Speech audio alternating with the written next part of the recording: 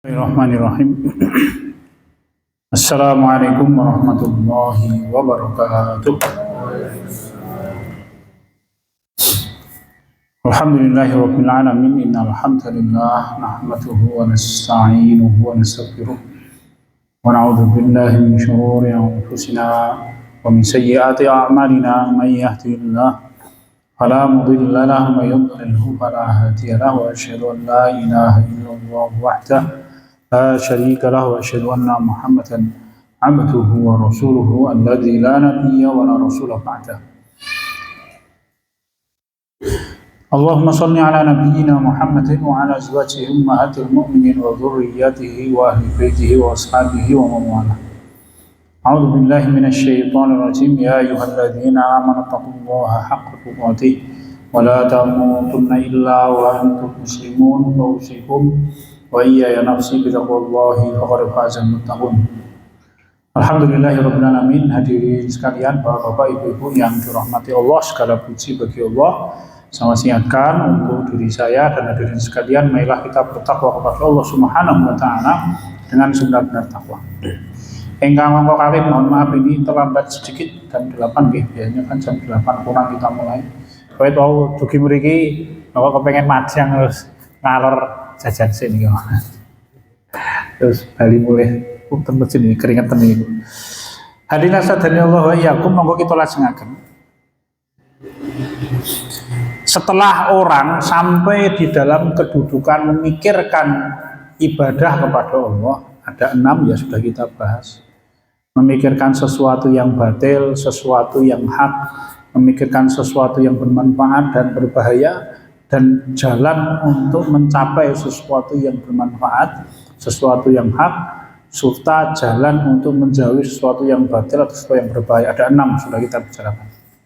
Maka kemudian tingkatan selanjutnya adalah manzilatul basirah. Maka langkah ibadah yang kedua, yang ketiga setelah berpikir adalah al-basirah. Ini hasil dari orang memikirkan 6 perkara yang kemarin kita bicarakan. Apa itu al-basirah? Seseorang yang mampu untuk dengan akal tentunya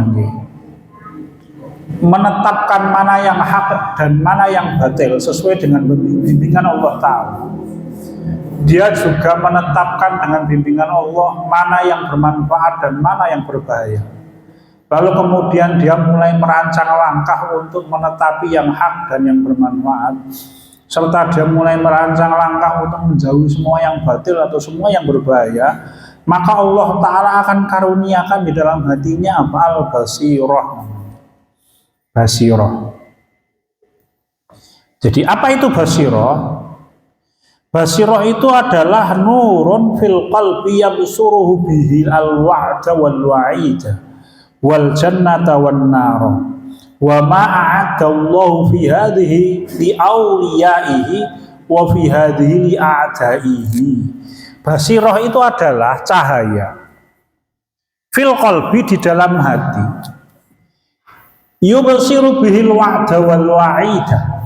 Jadi cahaya di dalam hati yang mana dengan cahaya itu seseorang bisa melihat seakan-akan dengan pandangan mata semua janji-janji kebaikan Allah Ta'ala, entah itu di dunia, entah itu di akhirat, berupa ampunan surga dan ridhonya Allah.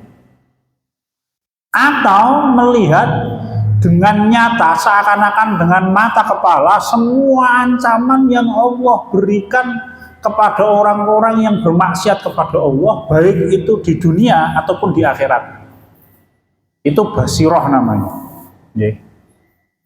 Jadi dia cahaya di dalam hati yang dengan cahaya itu seseorang bisa melihat ya seakan-akan dengan mata kepala semua janji kebaikan, semua ancaman Allah. Wal jannata wan nar. Demikian pula dengan hal itu, dengan cahaya itu seakan-akan orang melihat surga dan nerakanya Allah. Meskipun itu letaknya masih di akhirat, tetapi seakan-akan dia bisa melihat dengan mata kepala.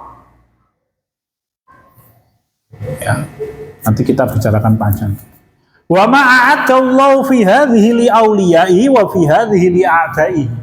Demikian pula dengan cahaya itu dia bisa melihat apa yang telah Allah siapkan untuk orang-orang yang dekat dengan Allah dan apa yang telah Allah siapkan untuk orang-orang yang memusuhi Allah Subhanahu wa taala. Ini al-basirah. Ini basirah. Kalau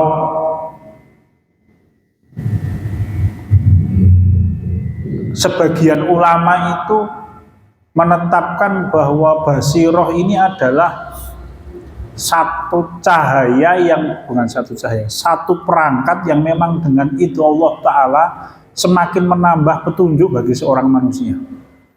Ya, basirah. Kalau salah sawijining dinten Al-Waqi' bin Jarrah, Al-Imam Waqi' bin Jarrah rahimahullah, gurunya Imam Syafi'i. Beliau kagum dengan Imam Syafi'i rahimahullah yang memang hafalannya sangat kuat. Ya, itu kalau istilah sekarang apa ya? Kemampuan fotografis ya, mungkin. Delok pisan langsung ngeling ora lali-lali. Ya, itu luar biasa. Rasul itu begitu kan. Maka Rasul itu kan jarang sekali beliau lupa. Ya. Sanu qari'uka fala tansa. Aku bacakan kepadamu wahai Muhammad ayat Quran dan engkau tidak akan lupa. Mau Rasul kita itu orangnya sangat kuat hafalannya. Wong paling kuat hafalannya ya Kanjeng Nabi kita Muhammad sallallahu alaihi wasallam. Ya. Jadi Imam Syafi'i itu dikagumi oleh guru beliau Imam Waqi' bin Jarrah rahimahullah. Kenapa? Karena hafalan beliau yang sangat kuat. Ya. Maka beliau menyampaikan wahai Syafi'i, saya tidak tahu panggilan masih kecil apa ya. Menyampaikan kepada gurunya ini, menyampaikan kepada muridnya, aku melihat Allah itu menetapkan di dalam hatimu basirah.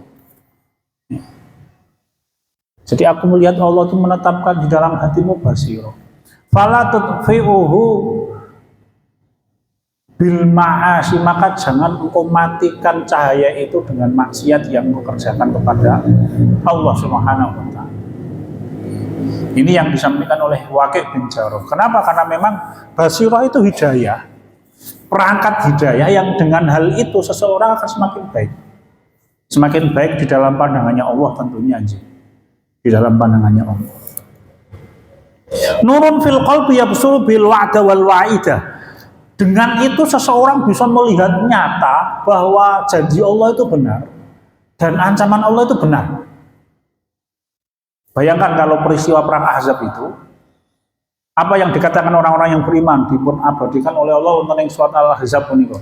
Walamma ra'al mu'minuna al-ahzab qalu hadza ma wa'adana Allah wa rasuluhu wa sadaqallahu wa rasuluhu fama zadahum illa imanan wa taslima.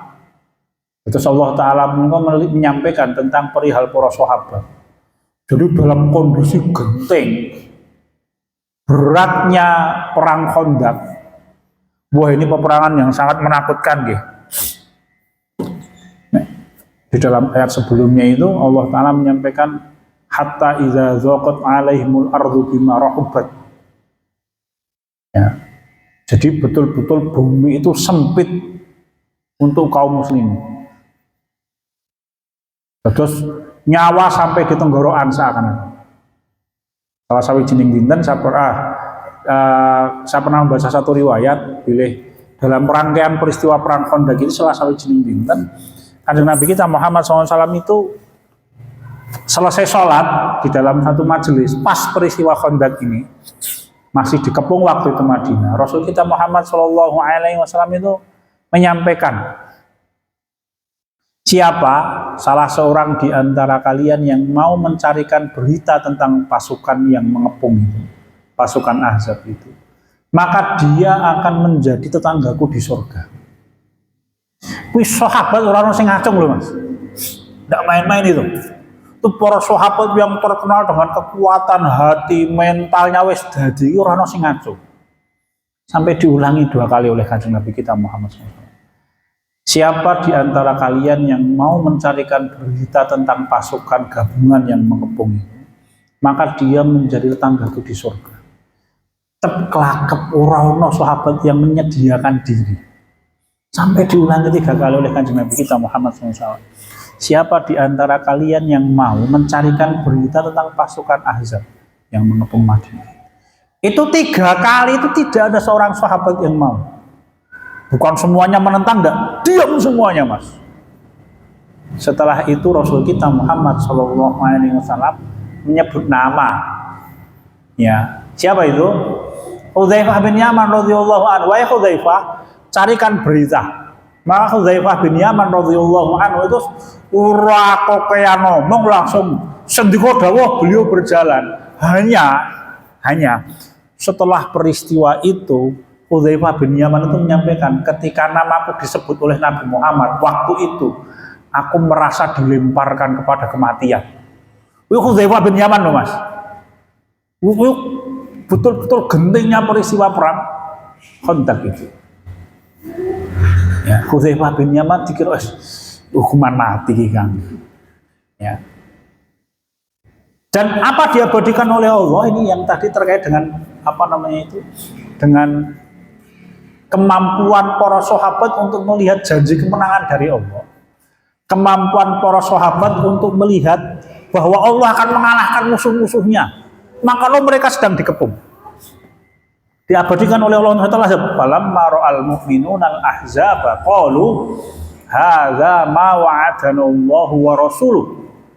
Maka ketika para sahabat melihat pasukan gabungan orang-orang musyrikin Quraisy dan orang-orang suku-suku di Jazirah Arab, Bani Ghatafan yang paling utama, qalu, maka orang-orang yang beriman, para sahabat radhiyallahu anhu menyampaikan, hadza ma wa'adana Allahu wa rasuluh.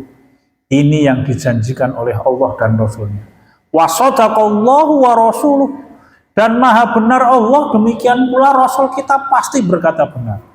Wa ma zadahum illa imanan wa taslimah, dan hal itu tidak menambah apapun kepada para sahabat kecuali semakin beriman dan semakin pasrah dengan Allah Ta'ala. Ini luar biasa. Dari mana Basirah? Di para sahabat itu memahami bahwa mereka akan diberi oleh Allah Ta'ala apa itu? Jazirah Arab. Karena sejak peristiwa perang Ahzab tidak lagi ada peristiwa penyerangan ke Madinah. Sejak peristiwa perang Ahzab, para sahabat yang akan menyerang musuh-musuh mereka, itu yang menyampaikan Rasul. Jadi selesai perang Ahzab, Rasul kita menyampaikan, hari ini mereka menyerang kita dan ini terakhir, setelah ini kita yang akan menyerang mereka. Dibuktikan betul kemenangan itu oleh Allah Ta'ala, dan para sahabat dalam kondisi kepepet itu bisa melihat kemenangan loh. Ini abot loh, Mas. Mungkin harus kepepet, wah sekarang sareng ngopo meneh. Nggih. Obah ora obah ya padha wae ora oleh rezeki. Mendingan turu. Gitu, Mas. Kalau orang-orang yang beriman kan tidak, kenapa? Karena ikhtiar mencari rezeki itu bagian dari ibadah kepada Allah. Ya. Bagian dari ibadah kepada Allah. Masalah nanti rezeki yang kita dapat ketika kita bekerja berapa itu urusan Allah. Yang penting ikhtiar. Ada kisahkan di dalam satu riwayat yang cukup terkenal, Rasul kita mengisahkan ada seorang abid Bani Israel zaman biyen. Mungkin di antara kita sudah pernah mendapatkan kisah, karena kisahnya cukup terkenal. Dia hanya tinggal berdua dengan istrinya. Ini kisahkan Nabi kita Muhammad SAW. Dia pergi keluar rumah. Saya mendapatkan kisah ini wonten salah wonten kitab Ad-Da'wah Jawa Imam Ibnul Qayyim Al-Jauziyah. Karena dia tidak punya makan, maka dia minta izin kepada istrinya bekerja, golek gawean. Seharian dia mencari pekerjaan, tidak dapat pekerjaan. Akhirnya apa? Sholat 2 rakaat. Ya. Setelah seujung dino ora oleh gawean, sholat 2 rakaat, setelah itu pulang. Ditanya sama istrinya, Pak, dapat pekerjaan? Iya, tadi saya bekerja 2 kali. Ya, rukuk 2 rakaat, Mas, 2 kali. Dia pulang. Hari kedua, dia cari pekerjaan lagi dari mulai pagi sampai sore, ora oleh gawean. Apa yang dia kerjakan akhirnya? Sholat 2 rakaat. Ditanya sama istrinya, gajinya mana? Urung dibayar iki, ya nyambut gawean. Hari ketiga, orang ini keluar rumah, dan ketika keluar rumah itu datang malaikat nek zaman biyen. Memang umatnya nabi-nabi sebelum Nabi Muhammad SAW itu harus diperlihatkan peristiwa-peristiwa besar seperti itu. Nah umatnya Nabi Muhammad itu ora butuh Mas, itu keistimewaan umatnya Nabi Muhammad. Ming diceritakake tambah percaya gitu. Nek wong-wong Bani saya ora iso ngono kuwi Mas. Ya harus diperlihatkan urusan-urusan besar. Datang malaikat dalam bentuk membo jadi menungso dengan membawa bahan makanan yang banyak. Ya. Sebagian kemudian disampaikan kepada, bukan sebagian, semuanya diserahkan kepada sang istri dengan mengatakan ini pekerjaan hasil dari kerja suami panjenengan 2 hari. Ini gaji dari tuannya suami panjenengan. Kemudian bahan makanan yang buahnya itu dibawa masuk oleh orang itu, malaikat kuwi. Tidak cukup itu, bahkan dimasake Mas. Di dalam riwayat itu bahkan tidak hanya masak, gandum yang belum jadi isik bulir-bulir nih loh Mas, urung digiling, itu digiling oleh malaikat, ya digiling. Kemudian yang sudah digiling dimasake oleh malaikat ini. Masakane malaikat loh Kang, ora bae-bae nih. Nggih wingi malam saya masakane awake dhewe, masakane malaikat. Ya. Selesai, kemudian malaikat ini pergi dan alat penggilingan itu masih berputar. Maka kemudian suaminya pulang kaget, kenapa di rumahnya banyak makanan. Lalu dia bertanya kepada istrinya, dari mana ini? Maka ia menjawab, niki dari tuan panjenengan, juragane panjenengan wahai suamiku. Itu katanya jenengan menyambut gawe rong dino iki. Ya.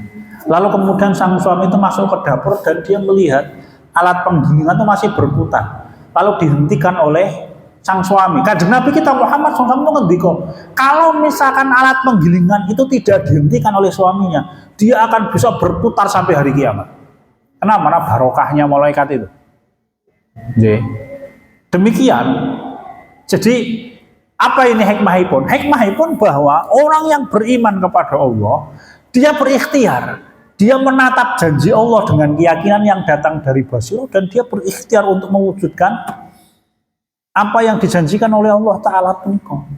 Ya, maka hatinya orang yang beriman itu ketika berikhtiar tentram. Kenapa? Karena dia percaya penuh dengan janji Allah Subhanahu wa Ta'ala. Janji tidak membuat orang yang beriman tidak bekerja. Kalau ingat pulau cerita Nabi Muhammad Shallallahu Alaihi Wasallam itu ketika Fathu Makkah, beliau memakai baju besi yang hanya terlihat mata beliau saja, seluruh badan tertutupi oleh besi. Ini kan Nabi kita Muhammad SAW itu ikhtiarnya Rasul. Ya, orang demi Nabi Muhammad Shallallahu Alaihi Wasallam, Rasul disuntik terus jarumnya patah. Onara Mas, ono muntal gotri gitu wah dibuacok pecah pedangnya. Nabi Muhammad buatan ngoten niku. Wis tau ana sing nguntal gotri zaman biyen Mas. Agar kampanye zaman biyen nguntal gotri sih. Ya. Al-wa'du. Jadi dengan basiroh ini seseorang bisa melihat janji Allah itu nyata. Meskipun dia belum melihat, tetapi bagi dia nyatai. Itu basiroh namanya. Maka nanti ada tingkatannya ya, basiroh itu apa saja nanti kita bicara. Wal wa'idah, demikian pula orang-orang yang beriman dengan basiroh itu dia seakan-akan nyata melihat neraka. Masih ingat satu riwayat, cukup terkenal nih, Rasul kita Muhammad Shallallahu Alaihi Wasallam itu, nek mboten salah saya mendapatkannya dalam Hayatus Sahabah itu tidak salah. Kalau tidak salah ya.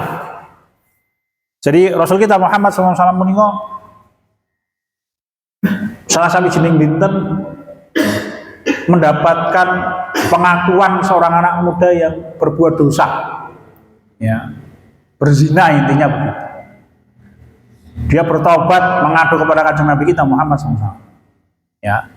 Setelah itu kemudian Rasul kita Muhammad SAW itu berkhutbah, selesai sholat berkhutbah. Dan ketika Rasul kita Muhammad SAW itu berkhutbah tentang siksa dari Allah, pemuda itu tiba-tiba berteriak kemudian mati loh Mas. Lalu Rasul kita menyampaikan kepada para sahabat, ini kita urusi jenazahnya. Bayangkan itu. Seakan-akan melihat ancaman Allah itu nyata, sehingga pada waktu Rasul kita menceritakan tentang siksa di neraka itu jantungnya orang kuat, meninggal. Ini para sahabat radhiyallahu anhum ketika melihat neraka, meskipun tidak dilihat dengan mata kepala, tetapi basiroh yang ada di dalam hati menguatkan mata batin mereka itu. Ya. Jadi batin mereka tuh dibikin tajam betul oleh Allah Subhanahu wa taala. Maka banyak para sahabat yang firasatnya kuat. Ya, ini salah satu karomah yang Allah berikan kepada orang-orang yang beriman di akhir zaman. Itu banyak kaum muslimin di akhir zaman yang firasatnya kuat. Ya, di akhir zaman semakin mendekati hari kiamat semakin banyak orang yang beriman itu yang firasatnya kuat. Nah, dibangun salah satunya nih Rasul wonten ing riwayat itu nanti jujur berkata dulu. Salah satunya ini Basiroh ini dipok-ipok Mas. Dipok-ipok.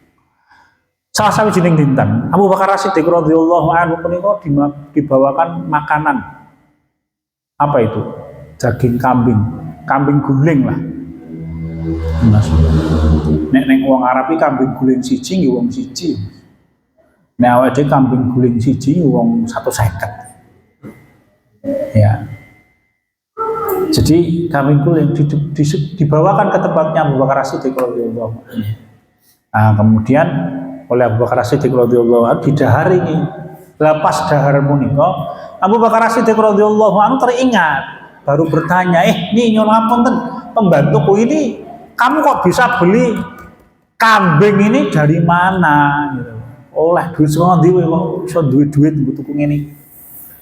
Maka pembantunya itu menyampaikan kepada Abu Bakar As-Siddiq radhiyallahu anhu, "Wahai tua, dulu di masa jahiliyah saya itu pernah diminta untuk meruqyah orang. Maka saya ruqyah orang itu ya dengan cara jahiliyah. Lah kok mantun, maka terus diberi uang lah saya. Lah saya belikan ini." Iya Mas, opo lah wujudnya pun nyuwuk nganggo opo nek zaman rong kenal agama ya Mas. Ujo pajabu ya Mas. Dan lain-lain lah pokoknya. Intinya tidak sesuai dengan syariat. Ya pakai kekuatan jin lah kira-kira begitu. Begitu mendengar itu apa yang dikerjakan oleh Abu Bakar As-Siddiq radhiyallahu anhu. Abu Bakar itu langsung segera memasukkan jarinya ke dalam mulut Mas. Disogok-sogok sampai akhirnya daging itu keluar dari perutnya. Sampai pembantunya heran. Belum makano wong narti iki dosa ora Mas lemangan. Ora dosa gitu, kadung mlebu ning wetenge. Ya. Nah, dia kan waduh iman-iman Kang iki warak kisan Kang. Abu Bakar sampai mengatakan dalam satu riwayat sampai mendapatkan Abu Bakar ngendika, "Kalau misalkan aku harus mati untuk mengeluarkan daging itu akan aku keluarkan." Nggih. Punika kemampuan para sahabat radhiyallahu anhum untuk bisa melihat ancaman Allah itu nyata. Nggih, tidak main-main. Hari ini kan banyak di antara kaum muslimin semoga Allah menyelamatkan yang meringankan urusan besar di hadapan Allah. Dosa-dosa yang sangat besar bagi banyak kaum muslimin hari ini dianggap biasa.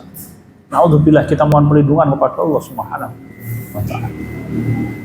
Wal jannata wan naro, Basiroh itu mampu untuk menyebabkan seorang muslim seakan-akan nyata melihat surga atau nerakanya Allah.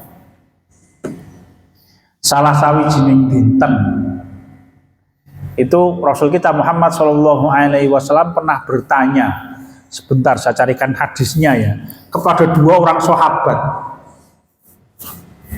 Ya, hadisnya itu agak mirip. Hadisnya itu bunyinya kaifa asbahta. Bagaimana engkau pagi hari ini? Sebentar saya carikan hadis.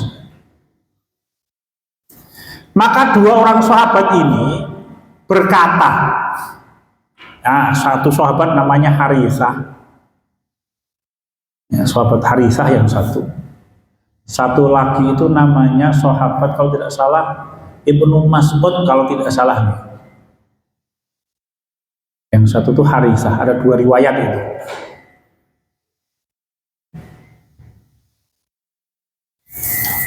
Nanti saya carikan, intinya ada dua orang sahabat yang ditanya. Maka kemudian Harithah ini menjawab, asbahtu mu'minan haqqan. Ya Rasulullah, pagi ini kaifa asbahta itu bagaimana keadaanmu pagi hari ini? Maka sahabat ini menjawab, ya Rasulullah, saya memasuki pagi hari dalam keadaan mukmin hak, mukmin yang betul-betul beriman kepada Allah. Maka kemudian Rasul kita Muhammad Shallallahu Alaihi Wasallam bertanya, Inna likuli imanin hakikotan, Inna likuli imanin hakikoh, fama hakikotu imanuka. Beliau bertanya, setiap iman itu ada hakikat lah, hakikat iman mungkin piye? Maka ini jawaban sahabat Harithah ini. Ya. Maka Harithah itu menjawab, ya Rasulullah, saya hidup di dunia. Saya di siang hari berpuasa dan di malam hari saya bangun malam.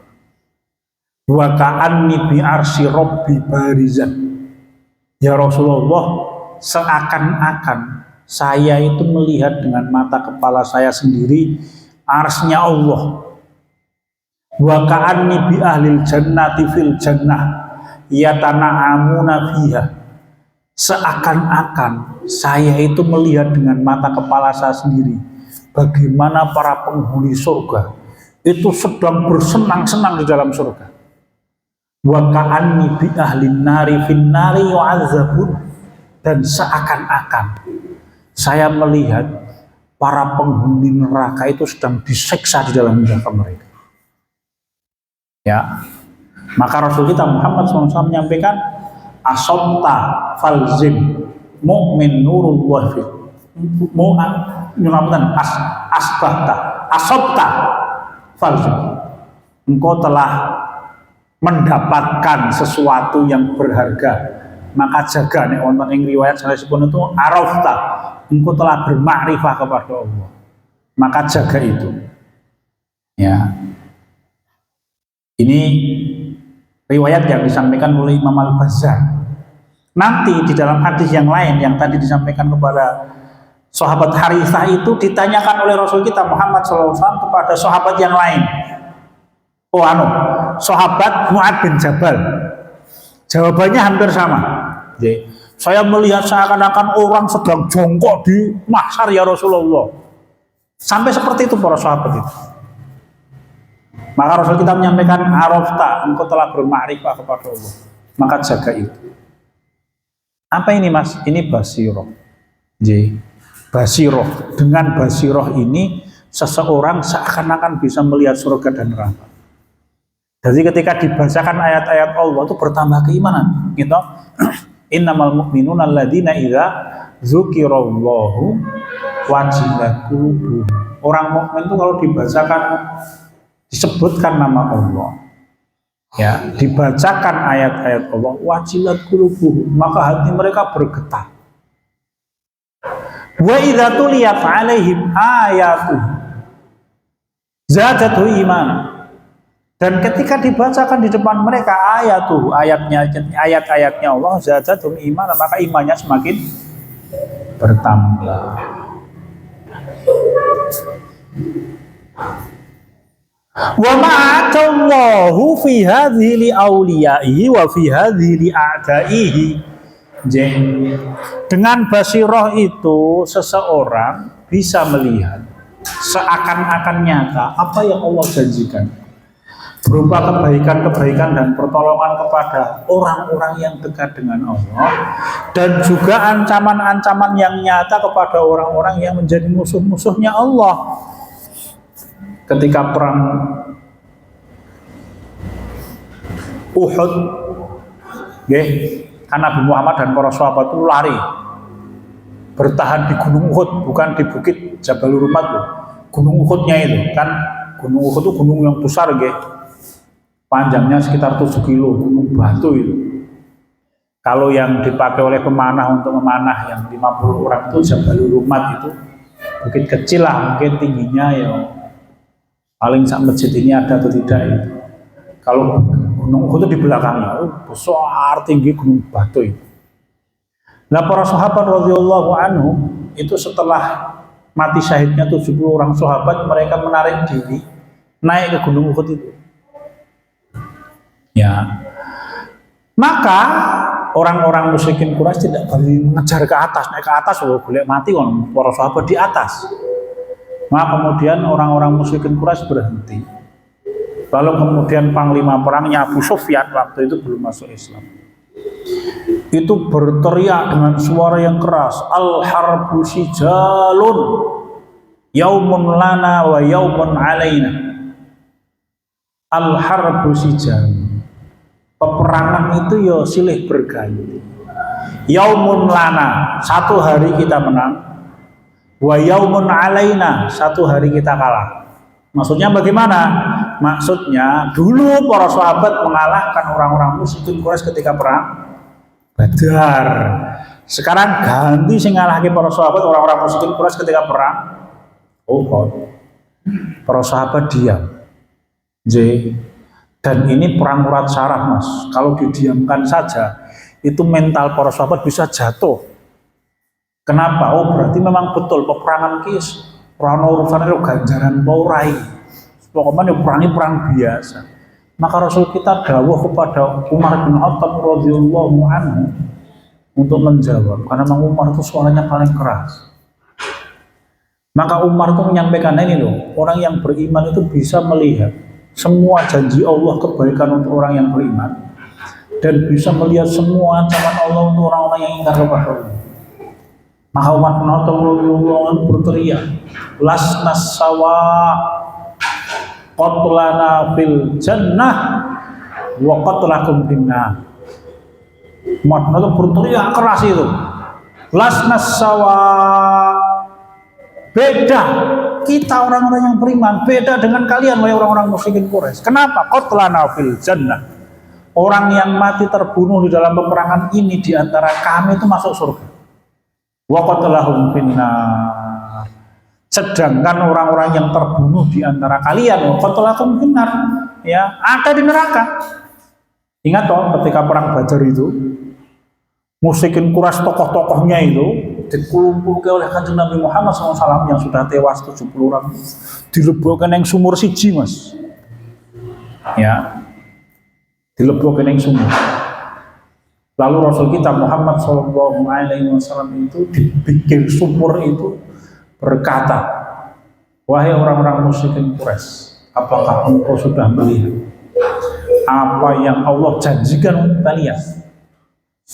Ya. Orang asing jawab. Maka para sahabat radhiyallahu anhum bertanya kepada Rasul Muhammad SAW, ya Rasulullah, memang mereka bisa mendengar apa yang panjenengan sampaikan? Maka Rasul kita menjawab, mereka tidak kalah bisa mendengarkan dibanding dengan kalian yang masih hidup. Jadi orang-orang yang beriman, Rasul kita jelas itu mukjizat. Tetapi orang-orang yang beriman tahu persis bahwa ketika Allah mengancam orang-orang yang tidak beriman, yuk nyata, hak. Demikian pula ketika para sahabat mati syahid ketika perang Uhud. Itu kan ada satu riwayat yang kemudian menceritakan asbabun nuzul firman Allah.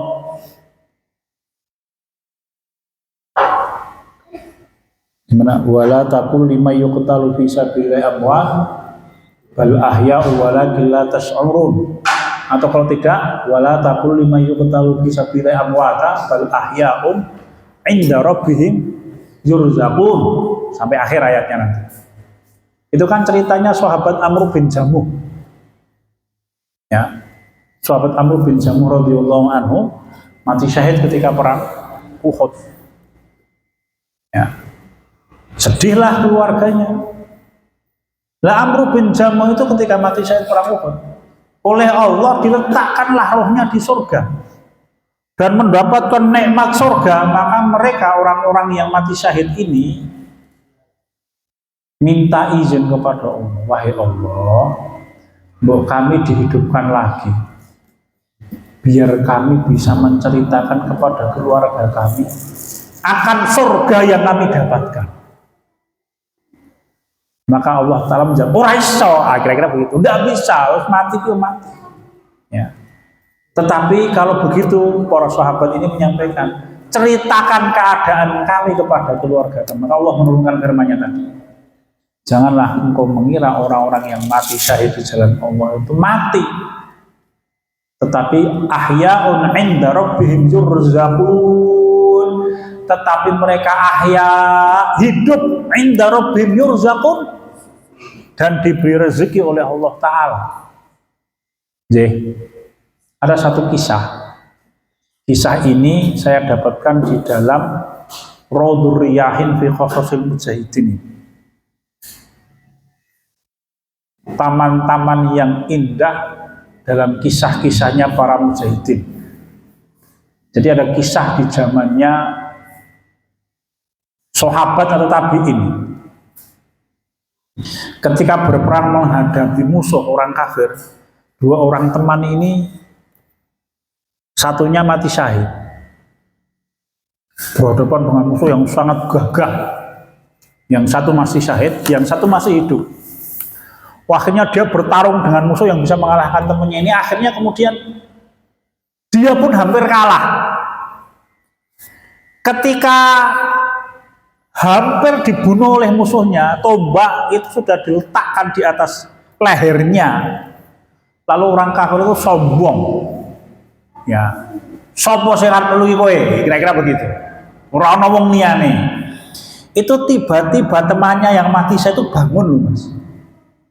Kemudian juga pedang dibaca wong kafir ini mati, Mas.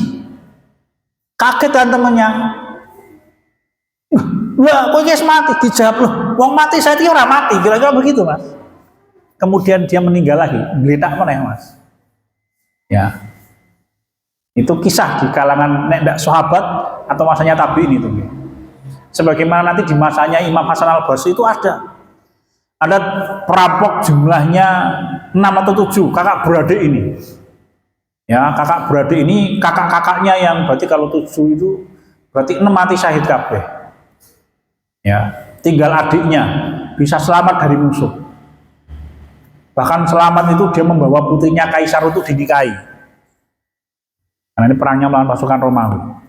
Pas ketika dia pergi melarikan diri dari bentengnya Kaisar Romawi bersama dengan putrinya yang mau dinikahi itu, tiba-tiba di jalan itu dia menemukan 6 orang kakak-kakaknya naik kuda di tengah padang pasir.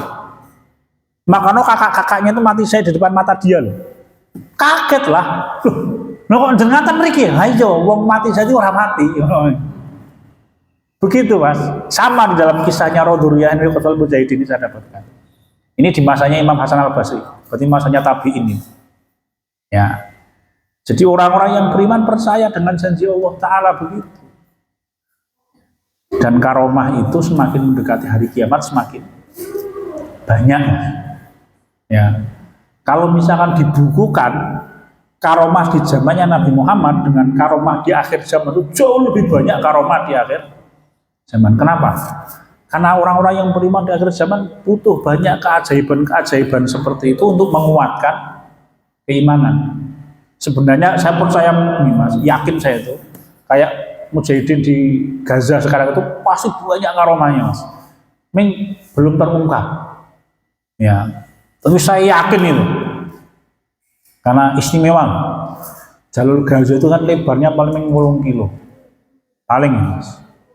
Panjangnya paling 20-40 kilo ya.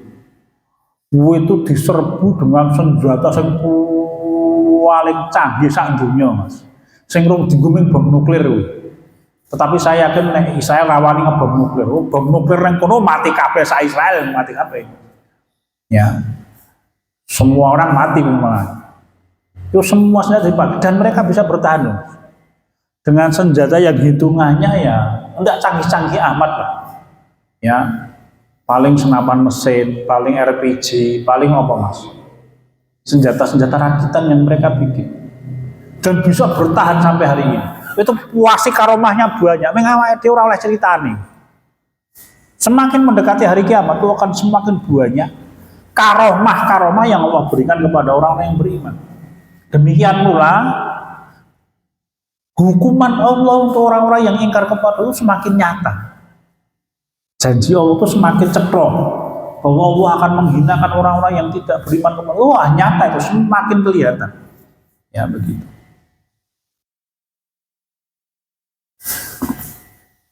Ini disampaikan oleh Imam Ibnul Qayyim al-Jauziyah rahimahullah.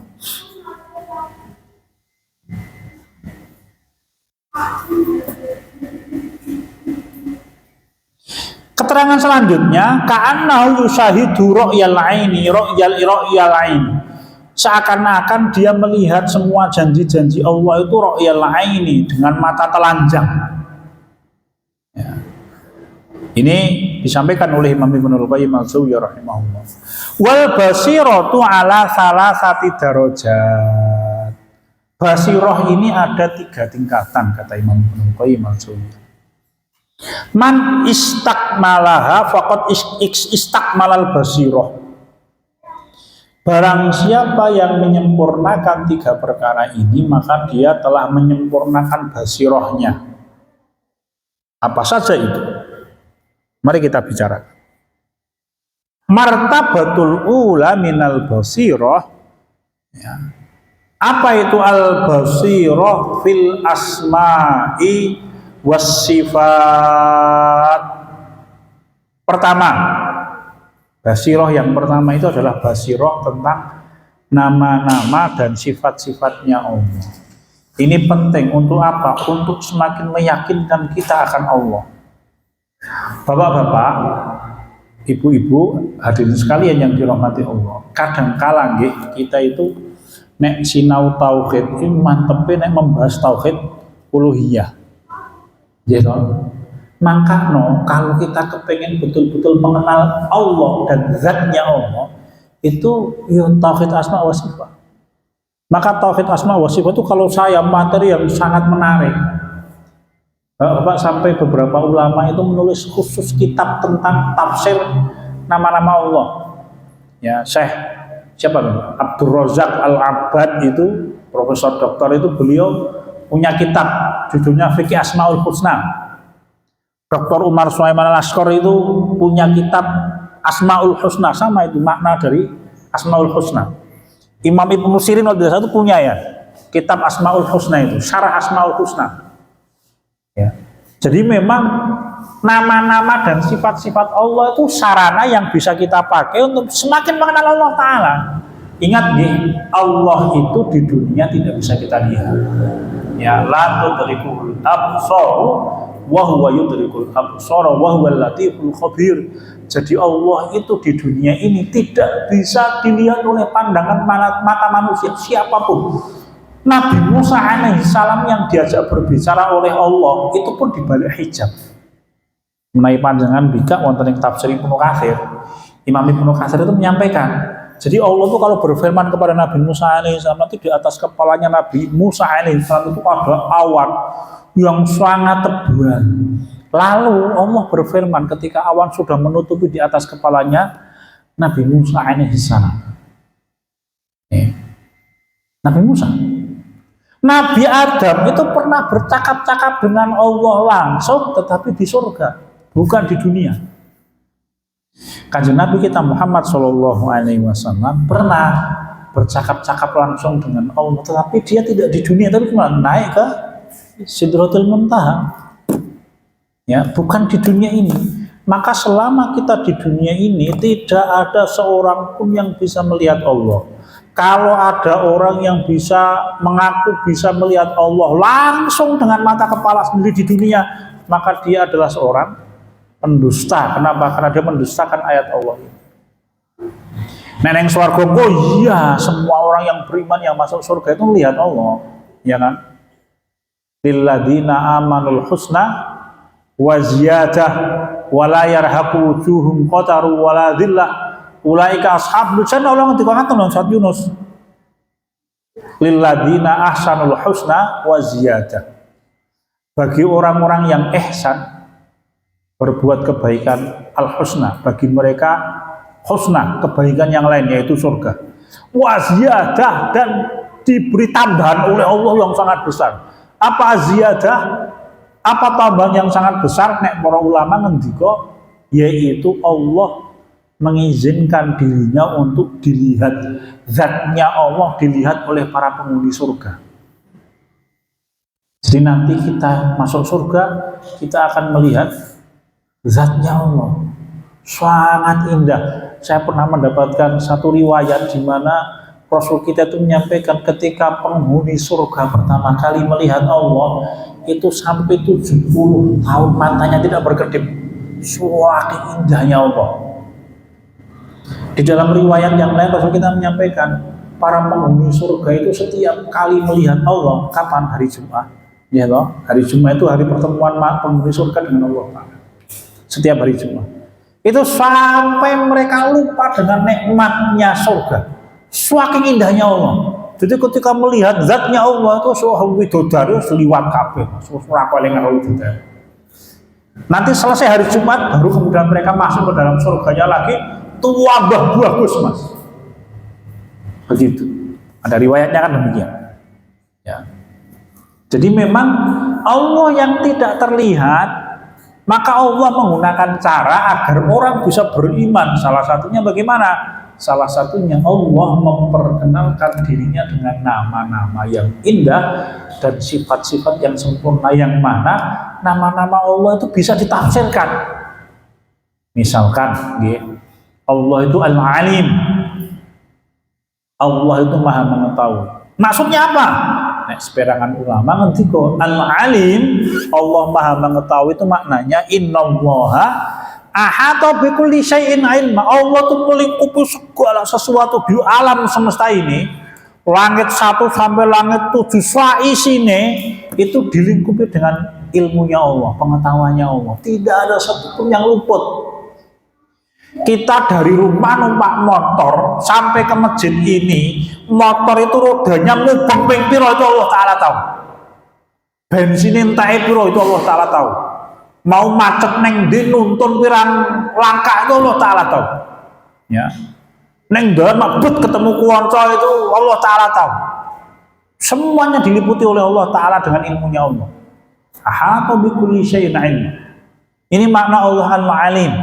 Jadi dimanapun kita berada Allah tahu itu. Nek wonten ing surat apa Al-Mujadalah la yakunu min najwa salasatin illa huwa rabi'uhum wala khamsatin illa huwa sadisu. Kalau ada 3 orang, berarti yang keempat itu Allah. Kenapa? Allah Maha melihat. Jadi ketika ada orang tenggeni wong telu, itu sebenarnya hakikatnya ada satu pihak yang mengetahui apa yang sedang mereka bicarakan. Siapa itu? Allah Ta'ala. Kalau 5, maka yang ke-6 adalah Allah Ta'ala.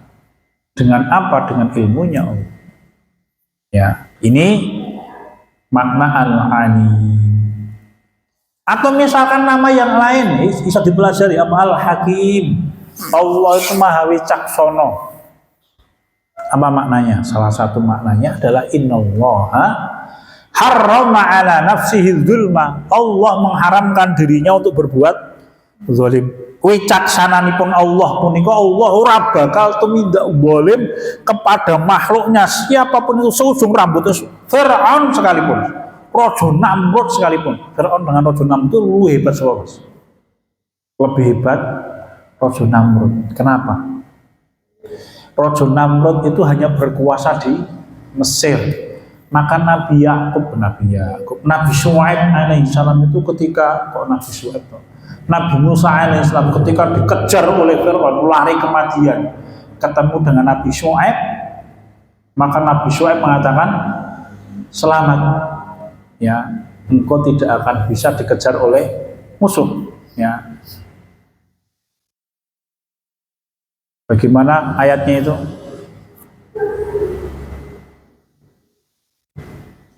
Wajah atau itu wah, aku ayatnya gawat ya mas. Tapi intinya Nabi SAW mengatakan aku aman. Ya. Begitu disampaikan oleh Allah Ta'ala. Wajah adres dalam tamsin ya qalat inna biyad muqaliyat jaziyaka ajru ma saqaitalan. Walamma ja'u wa qasa'il qasul qala najauta minal qawmi dzalimin. Nabi SAW mengatakan engkau selamat dari orang-orang zalim. Kenapa? Karena memang Fir'aun yang berkuasa di Mesir. Begitu keluar dari Mesir, Madian. Ya, Madian itu kalau sekarang di wilayah Bukit Sinai itu, ya, masuk ke wilayahnya Arab Saudi itu ada satu kota kecil Eliyat itu. Nah itulah dulu wilayah Madian itu kira-kira di situ. Sudah keluar dari jangkauannya Fir'aun. Raja Namrud, kalau tidak salah Imam Ibnu Katsir itu menyampaikan raja penguasa dunia itu ada 4. Yang 2 beriman, yang 2 kafir. Yang beriman itu siapa? Dzulqarnain, penguasa dunia, ketemu negara ketika arah timur tempat tenggelamnya terbitnya matahari, ketika ke barat tempat tenggelamnya matahari. Wah itu membentang itu mas. Nenek wilayah Asia itu mungkin suka Jepang nanti ketuk, ngerti ya mas. Syria mungkin atau Turki mas. Ya. Satu Dzulqarnain. Yang kedua Nabi Sulaiman alaihissalam.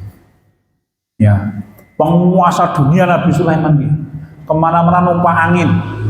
Imam Ibnu Katsir itu menyampaikan Nabi Sulaiman itu kalau mau pergi bersama dengan pasukannya tinggal berdiri semuanya di tengah lapang.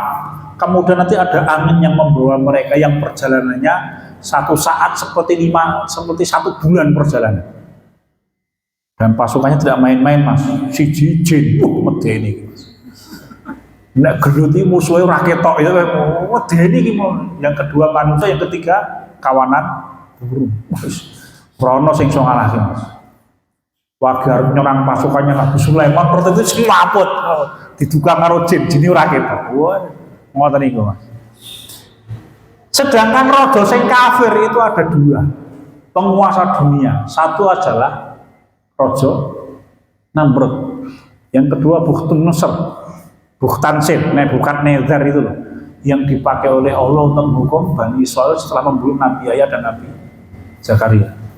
Ya, ini tidak main. Latufsiduna fil ardi marratain wala ta'lunna 'uluman kubra fa idza jaa wa'dulahuma ba'atsna 'alaikum ibadalana. Ibadalana itu nek Imam Ibnu Katsir menyampaikan itu Nebukadnezar. 2 raja kafir itu mas, tapi penguasa dunia pada zaman. Dan semuanya Allah tidak berbuat zalim kepada dia ketika mereka masuk neraka. Siapa? Nebukadnezar sama Rasul Namrud. Begitu. Wallahu a'lam. Jam 9 kirang dan 1 menit. Cekap untuk pertemuan kali ini baru membahas tingkatan Al-Basirah yang pertama, yaitu Al-Basirah fil asma'i was-sifati, basirah terhadap nama-nama yang sifat-sifat Allah Ta'ala yang sempurna, yang indah. Sekian dan demikian Bapak, Ibu-ibu, rekan-rekan sekalian, sadhaniyallah wa iyyakum. Insyaallah kita laksanakan pengaosan wonten ing wekdal ingkang badhe dateng. Saya kembalikan ke pembawa acara. Kalau ada perkataan yang tidak berkenan, saya mohon maaf sebesar-besarnya. Wassalamualaikum warahmatullahi wabarakatuh.